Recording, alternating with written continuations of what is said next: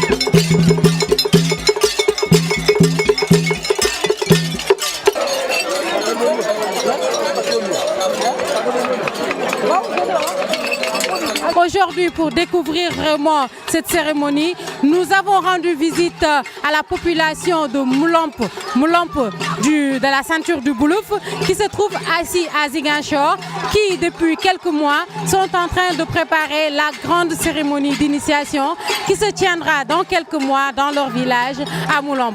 Nous allons interroger les responsables de cette manifestation. Nous allons également prendre l'avis des Ambachi, comme on les appelle ici, les nouveaux initiés. Et vraiment, nous allons faire le tour d'horizon de cette organisation qui mobilise toute une communauté autour d'un seul idéal, faire valoriser la culture et le respect des droits humains. Voilà, monsieur Babacar Koli, bonjour. Bonjour. Voilà, vous êtes un ressortissant de Moulamp de la ceinture du Boulouf. Oui. Et il y a un autre Moulamp du Kassa. Alors pourquoi ces deux Moulamp? Quel est un peu l'historique de ces deux villages? Bon, je vais tenter vraiment d'essayer de répondre à votre question. Ce que je peux dire d'abord, ils sont distincts par rapport à leur localité. Le nôtre est dans le département de Bignona, donc dans la communauté du Boulouf, et l'autre dans le département d'Oussouye. Donc voilà les deux différences. Mais il paraîtrait que nous sommes originaires de ce Moulamp d'Oussouye. C'est ainsi qu'on nous l'a dit il y a très longtemps. Mais je pense que depuis le 18e ou 17e siècle, que nous sommes déjà dans ce Moulamp où nous sommes. Voilà, c'est vrai que vous êtes là-bas depuis longtemps. Et cette cérémonie d'initiation, je le disais tantôt, c'est une cérémonie qu'on trouve dans tous les types de Diola. Dans toutes les localités où il y a les Diola, la cérémonie d'initiation existe. Maintenant, pouvez-vous nous dire un peu quelle est la quintessence même de cette cérémonie d'initiation pour vous, les habitants de Moulamp? Bon, comme vous l'avez dit, que c'est le passage, n'est-ce pas, du non-initié, n'est-ce pas, à l'initié. Voilà, c'est cette transition-là. Donc c'est une cérémonie qui est la plus, je peux dire, la plus importante de la culture Diola. Ouais. Voilà, et dans votre localité, on a cru savoir que voilà, c'est une cérémonie qui ne s'organise pas tous les ans. Elle a une certaine périodicité. Dans votre village, quelle est la périodicité de cette cérémonie? Bon, la périodicité n'est pas tellement exacte, mais elle tourne quelquefois autour de la trentaine d'années. D'autant plus que celle de 80, à laquelle j'appartiens, donc depuis lors jusqu'à aujourd'hui, cette année, nous sommes à 36 ans. Celle qui l'a précédée était de 51 de 51 à 80, donc c'est 29 ans. Donc il n'y a pas une exactitude d'année. Voilà, c'est par rapport à certains repères que les sages feront, n'est-ce pas, dans les recherches, qui déclareront que telle ou telle année, pas à l'avance, la même année qu'il y aura une initiation. Monsieur Coly, nous avons remarqué que les futurs initiés, comme vous les appelez, ils sont tous dans des tenues traditionnelles qu'on n'a pas l'habitude de voir tous les jours. Donc, que signifie vraiment cette tenue que tout le monde porte? Voilà, donc on les appelle communément Kambak. Et cet accoutrement qu'ils ont, c'est pour les différencier des initiés. Voilà, c'est pour les différencier uniquement des initiés. Ils ont un pagne retroussé. Et ensuite, il y a les perles et autres, et même des fibres tout autour des reins. Tout ça, c'est pour donner une certaine beauté, n'est-ce pas, aux futurs initiés. Voilà. Voilà, et la coiffure aussi fait partie de cette distinction. Oui, cette coiffure au niveau de la nuque, qui est des traits qu'on a tracés, des coiffures, n'est-ce pas? Et c'est pour marquer que ce dernier, quand tu le verras, que celui-ci, n'est-ce pas, est non initié. Donc c'est un truc de distinction de l'initié au non initié. Voilà, chers internautes, nous allons regarder quelques pas de danse et ensuite nous allons revenir avec Monsieur Coly pour qu'il nous explique un peu comment cette danse se prépare. Est-ce que c'est une chorégraphie ou bien c'est juste volontairement chacun vient danser comme il veut? À tout à l'heure.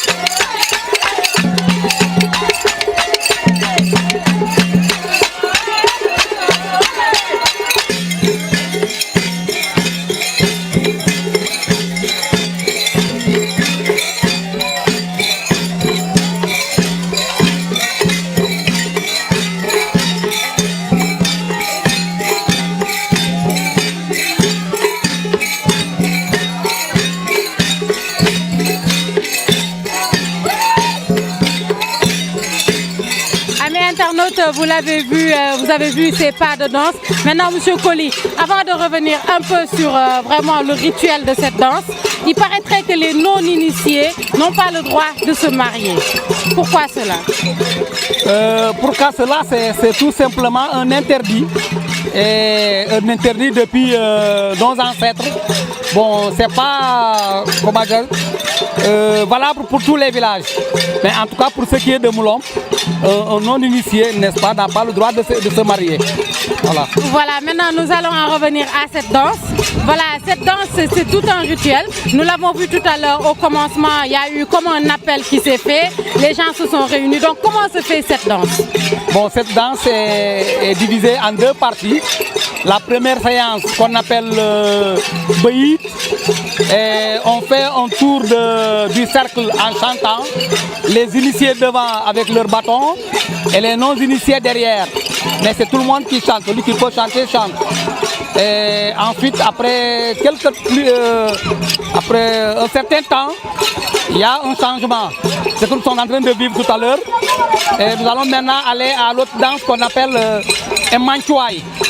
Là, les initiés vont danser d'abord, vous le verrez. Et ensuite suivront, n'est-ce pas, les non-initiés un à un, n'est-ce pas, la même danse que les initiés ont déjà faite. Voilà. Voilà, est-ce que lors de vos répétitions, il vous arrive d'inviter d'autres villages à venir participer? Oui, tout village du Boulouf qui connaît donc cette culture n'est pas exclu de cette danse-là. Mais nous avons particulièrement nos cousins, comment dirais-je, nos cousins à Plaisanterie qui sont là avec nous, à savoir le village de Tandouk, qui sont là, Caron et Kabiling. Voilà. Donc vous invitez souvent les villages à venir participer, à venir partager votre culture. Voilà, parce qu'ils la connaissent et ils la vivent, n'est-ce pas? Et dès qu'ils savent que cette danse-là est quelque part, c'est de façon involontaire, donc on sent ce qu'on ressent, donc le rythme et tout ça, et on est convié à ça. On vient tout seul. Voilà, maintenant on voudrait savoir les pagnes qu'ils attachent après la cérémonie. Qu'est-ce qu'ils font de ces pagnes? Bon, ces pagnes-là qu'ils attachent, c'est leur maman ou leur soeur les récupéreront après. Ouais, parce que ça sera d'autres pagnes qu'on leur donnera avant d'aller dans le bois sacré. Voilà, nous savons que les Diola attachent beaucoup d'importance à cette cérémonie d'initiation, à tel point que dans les villages, les anciens reconnaissent automatiquement celui qui est déjà passé dans le bois sacré et celui qui ne l'est pas encore. Donc ce qui veut dire qu'au sortir de cette cérémonie, on attend un certain nombre de comportements vis-à-vis vraiment de la population. On attend de ces initiés un certain nombre de comportements. Quels sont ces comportements-là? Bon, les comportements, c'est la préparation, n'est-ce pas, à devenir un homme complet. C'est-à-dire ce dernier, disons, aura toutes les dispositions, n'est-ce pas, de citoyenneté pour vivre avec les gens. Voilà. Donc on peut assimiler ce passage dans le bois sacré à une vraie formation militaire. Oui, à une vraie formation militaire dans le sens préparation physique, les danses et autres, les rituels. Et dans un autre sens, le comportement, n'est-ce pas, que vous verrez, n'est-ce pas, ils seront des gens courtois, n'est-ce pas, disciplinés, voilà, qui pourront intégrer toute société. Merci beaucoup, Monsieur Coly. Merci. J'ai fait l'initiation si bien en 1980, donc tout simplement en ce moment-là j'avais juste 2 ans. Donc juste mon papa a jugé nécessaire de me faire initier parce que tout simplement l'initiation ça dure 30 sinon plus que ça. Donc vous avez vu tout simplement cette année l'initiation a duré 36 ans. Donc quand je fais plus de 36 ans plus 2 ans ça fait déjà 38 ans. Donc en ce moment-là, je serai vieux. Donc mon papa a jugé nécessaire de me faire initier pour ne pas tout simplement que je sois un peu vieux. Donc les enseignements que j'en ai tirés sur l'initiation, c'est l'éducation d'abord. On nous enseigne comment tout simplement respecter, comment dirais-je, ton père d'abord, ta maman, ton grand frère. Et surtout, respecter tout le monde. Ouais. Donc, quant à dire tout simplement, vous avez dit que nous, chaque initiation, nous participions. Donc, notre participation, tout simplement, c'était pour tout simplement dompter des enseignements que tout simplement les nouveaux initiés vont davantage s'en bénéficier. C'est ce qui a fait que tout simplement, chaque initiation, tout simplement, nous y rendions. Que tu sois tout simplement malade ou pas, normalement, tu devrais tout simplement assister. Même si tu ne peux pas tout simplement faire des esquisses de pas, donc autant tout simplement de rester derrière tout simplement les gens pour pouvoir tout simplement recueillir certaines tout simplement informations. À travers également les danses, il y a des messages que nous lancions. Surtout tout simplement la manière dont on bat tout simplement le truc. Ça vaut également le coup. Ouais, ça nécessite quelque chose. C'est une tradition qui date longtemps. Donc nous, on n'a pas vécu l'autre période passée. C'est les autres qui ont eu la chance quand même d'assister à cette période. Donc si aujourd'hui nous sommes là, c'est pour les rendre fiers de notre tradition. Parce que dès mon enfance, on me partait en Mbati. Nous, à Moulampé, on dit Mbanja. Donc venir ici aujourd'hui pour respecter ce qui nous attend aujourd'hui, c'est une grande fierté pour moi d'abord et une grande fierté pour mes parents. Parce que mes arrière-parents, depuis 1700 et quelques, ont vécu cette tradition. Pourquoi pas nous aussi, cette nouvelle génération? On doit le faire et faire encore aux autres générations qui viendront. C'est ce qui est fait, cette fierté de venir ici assister à cette fête. Bon, ça, les cornes, bon, ça c'est pour l'embellir, mais il y a une signification qu'on entend toujours de nos grands. Ils nous parlent toujours en nous disant que le ambanja, c'est un animal. Donc l'animal c'est quoi? L'animal doit être toujours guidé par la personne. L'animal, comme on dit que l'animal ne réfléchit pas, l'animal donc doit être toujours guidé par ses responsables. Même quand vous voyez, ils sont toujours accompagnés de leur bâton. C'est pour quand même nous surveiller, nous montrer le bon chemin. Donc on doit respecter. Mais c'est comme d'autres disent que Ambatébé, c'est Anjola, Ambatébé, c'est quoi? Le non-issé, c'est une vache. Donc la vache a ses cornes. Pour embellir tout cela, on est obligé de porter ses cornes et les embellir pour devenir la vache dont on nous parle. Et toujours le Amba c'est un animal. Là, moi j'accepte Amba c'est un animal. J'accepte parce que j'ai vécu, il y a des gens qui ont vécu cette tradition, ils l'ont fait, ils sont vivants jusqu'à présent. Pourquoi pas nous, cette nouvelle génération, de le faire pour quand même rendre grâce à nos grands-pères et nos aînés qui sont là. Moi j'ai tendance à dire à mes camarades, aux petits, aux grands, les non-initiés, ce qu'on doit faire dans cette tradition, c'est toujours le respect. Quand on respecte cette tradition, c'est devenu quelque chose de tellement léger pour nous. Parce qu'eux, ils ont respecté. S'ils n'ont pas respecté, nous, on n'allait pas quand même assister à cette tradition. Parce que ce sont des étapes. Je me rappelle, la tradition, c'était la dernière tradition, c'était en 1980. Moi qui vous parle en 1980, je n'étais pas né. Donc ce sont des gens qui avaient respecté et qui avaient respecté, ils ont respecté nos valeurs et ils ont gardé les valeurs, ces valeurs pour les transmettre à une nouvelle génération qui nous sommes. Donc cette nouvelle génération, c'est à nous d'être fiers et de respecter pour pouvoir quand même transmettre cette sagesse à l'autre génération qui viendra.